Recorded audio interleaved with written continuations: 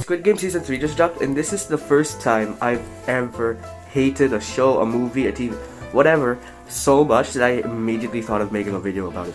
If you didn't know, welcome to my channel. If you guys are previous watchers, you know that I originally got a bunch of views from Squid Game. Hey, what's up, my brother? Welcome to the Thanos world. And for that, I'm thankful. It sort of kicked off my momentum. But look, we have to realize that Squid Game wasn't really a good show. Squid Game Season 1, good. Squid Game 2, okay. Squid Game 3. So here's what I want to talk about in this really quick rant that I'm not sure if I'll edit a bunch of it at all. Alright, number 1, they killed all the interesting people. In episode 2, everybody agrees on this. Every review I've seen of Squid Game focuses that episode 2 was the best episode of the season, of the 3rd season. It was also sort of the worst because there's one thing that Hwang Dong-hyuk doesn't know about writing a TV show. It's compelling characters.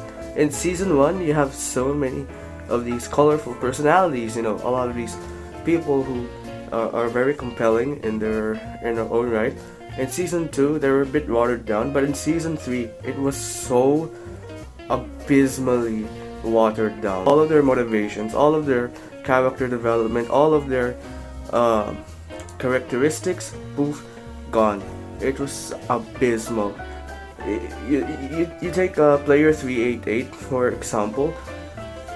This guy, we all thought he had PTSD in season 2. Boom, episode 2 comes along. He's just this crazy person who the English subtitles mistranslate as being never part of the Marines, but apparently he's like part of a communications wing of the South Korean Marines, so they're not really a combat vet, and that just sucks. You take this guy who could have explored more, because conscription is a really big issue in South Korea, and what you do is that you end up making him this shell of himself, and you also have all of these other characters like Jo Yuri, for example. I don't even remember. Player 222. Ever since the Squid Game Season 2, she was very useless.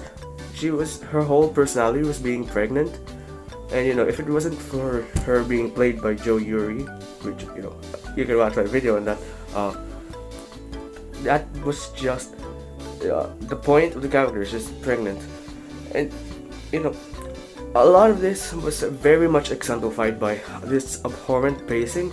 For some reason, there was so many goddamn plots. There was this police guy, everybody hates the police guy because he went around for 3 seasons becoming new South Korean Dora the Explorer, can't even find a damn island. You have this North Korean defector that became a guard.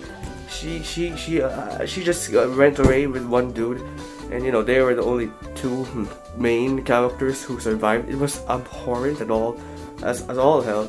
Bad character writing, watered down, characters, bad pacing, and it was so cynical. Everything was exemplified by the useless edge that this season had. You have player 100, all of these evil guys, and they were all the ones who were finalists. Imagine that, dude. I think what Hwang Dong-hyuk was trying to make with this season and with this whole show is a statement on how, capitalism bad.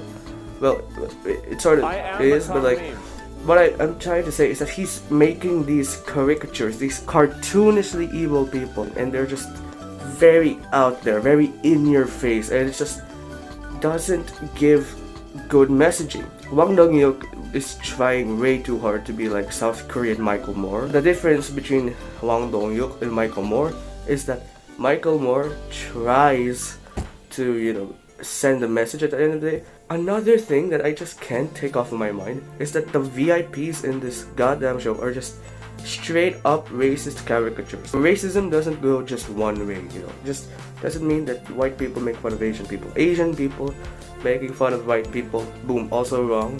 What Hwang Dong-hyuk is writing in the VIPs. In season 1, you could give him plausible deniability. They were just really unfunny and did not improve the show at all. But in season 3, they're written as these straight up rich white guys. They're written as what an Obama voter would think Mitt Romney is, because like it's just so out there in your face. Again, it's just so shallow is what I'm trying to get at. In the immortal words of the 46th US president, Will you just shut up?